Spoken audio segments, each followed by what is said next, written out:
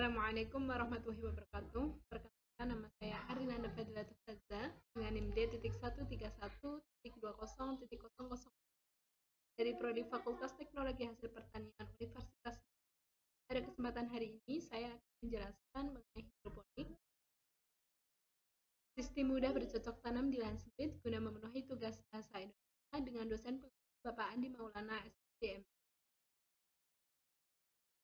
Pengertiannya adalah hidroponik berasal dari bahasa Yunani, yaitu hydro yang memiliki arti air dan juga ponos yang memiliki arti daya.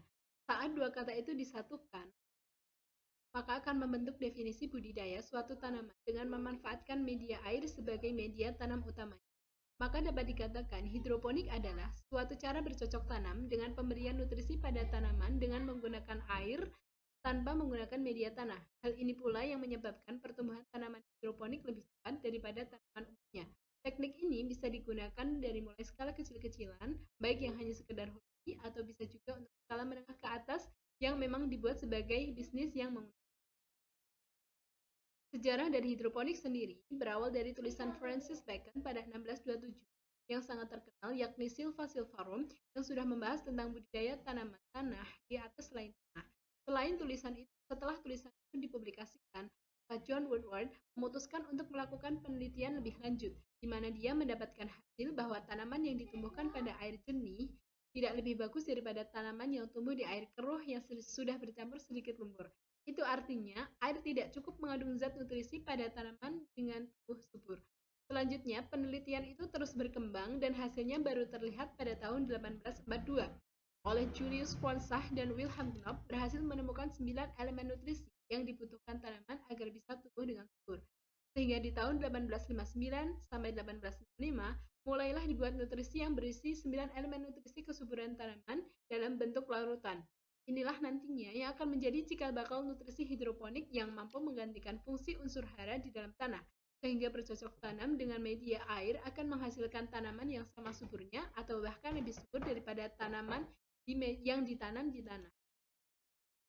Kemudian ada kelebihan dan kekurangan dari sistem hidroponik. Yang pertama, kelebihannya adalah cukup mudah dan praktis, hemat lahan, bebas hama, dan hasil panen yang banyak. Kemudian kekurangannya, modal yang besar, perlengkapan yang sukar didapat, butuh keterampilan khusus, serta ketelitian ekstrim.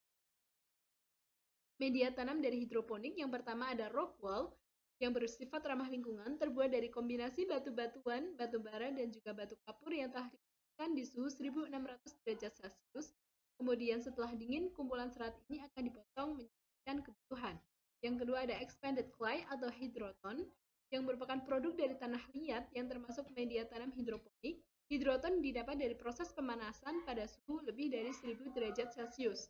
Yang ketiga ada hidrogel, yang merupakan media tanam yang terbuat dari kristal polimer dengan kemampuan serap yang tinggi. Kemudian yang keempat ada zeoloid, yang merupakan mineral kristal silika alumina terhidrasi yang menggunakan kation-kation alkali. Sifat dari zeoloid ini yakni penukar ion dan memiliki aktivitas katalis yang tinggi. Yang kelima ada perlit, terbuat dari batuan silika yang dipanaskan. Kelebihannya yakni kemampuan yang baik dalam menyimpan nutrisi dan unsur hara yang dibutuhkan oleh tanaman. Yang keenam ada serbuk sabut kelapa. Media tanam hidroponik ini diklaim mempunyai daya tampung air yang banyak hingga 73% atau 6 hingga 9 kali lipat dari. Kemudian berikut adalah beberapa tanaman hidroponik yang mudah ditanam pada lahan sempit. Ada sawi hijau yang merupakan tanaman pertama yang bisa Anda coba menggunakan sistem hidroponik. Kemudian sayuran pakcoy di mana mengandung vitamin dan mineral yang kaya, memiliki masa panen yang terbilang pendek yaitu sekitar 20 hari setelah masa tanam. Selada yang mudah ditanam serta termasuk ke dalam sayuran yang cepat tumbuh. Bibit selada ini akan tumbuh setelah 2 minggu penanaman. Kangkung yang memiliki banyak nutrisi yang baik untuk tubuh, serta salah satu tanaman hidroponik yang cocok ditanam dengan jumlah besar yang di rumah. Bawang merah, tidak hanya sayuran hijau, bawang merah pun bisa ditanam tanpa media tanah. Anda bisa menanamnya dengan metode sumbu. Kemudian ada instalasi hidroponik. Yang pertama menggunakan sistem DFT, deploy system. Cara kerjanya yakni mengalirkan larutan nutrisi secara terus-menerus melalui pompa dengan timer. Jalannya nutrisi dimulai dari larutan yang dipompa, lalu melewati akar tanaman dan kembali ke bak penampungan. Sistem hidroponik ini menggunakan konsep yang menggendang di dalam pipa sehingga apabila listrik mati, tanaman tidak layu karena ketersediaan nutrisi. Beberapa tanaman yang cocok dengan sistem ini adalah sawi, pakcoy, selada, bayam, dan kangkung. Yang kedua ada sistem NFT, Nutrient Film Technique.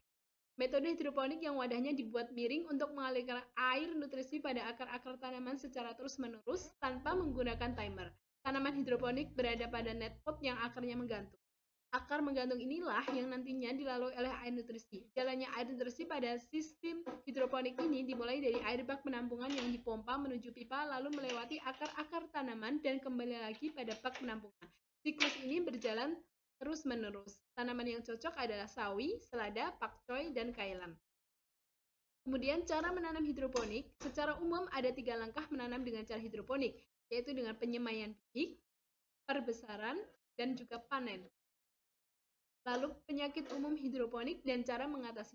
Yang pertama, kekurangan mangan. Gejala yang ditunjukkan adalah berupa daun muda klorosis, jaringan mati pada permukaan daun. Solusinya dengan penyemprotan MNSO sebanyak 1 gram per 1 liter di tiap minggunya hingga tanaman pulih. Kemudian kekurangan magnesium. Gejala yang timbul yaitu daun klorosis baik pada saat muda maupun tua. Untuk mengatasinya dengan cara disemprotkan MgSO sebanyak 1 gram per 1 liter air tiap minggunya hingga tanaman kembali pulih. Yang ketiga ada kekurangan kalsium. Bila Anda mendapatkan daun-daun pucuk tanaman membengkok hingga ujung dan pinggirannya mati, merupakan tanda tanaman kekurangan unsur kalsium. Untuk mengatasinya dengan menyemprotkan CaNO sebanyak 1 gram per 1 liter air tiap minggunya hingga tanaman kembali pulih. Yang keempat ada kekurangan zat besi. Kekurangan zat besi pada tanaman biasanya ditunjukkan dengan gejala daun muda klorosis berwarna kekuningan, sementara tulang daun berwarna hijau. Solusi untuk kekurangan zat besi pada penyemprotan FEEDTA tiap minggu hingga tanaman tersebut membaik. Penyemprotan tersebut sebanyak 1 gram untuk 1 liter air.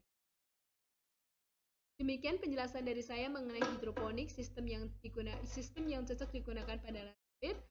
Mohon maaf apabila ada kesalahan. Wabillahi taufiq wal hidayah. Waridho wal inayah. Wassalamualaikum warahmatullahi wabarakatuh.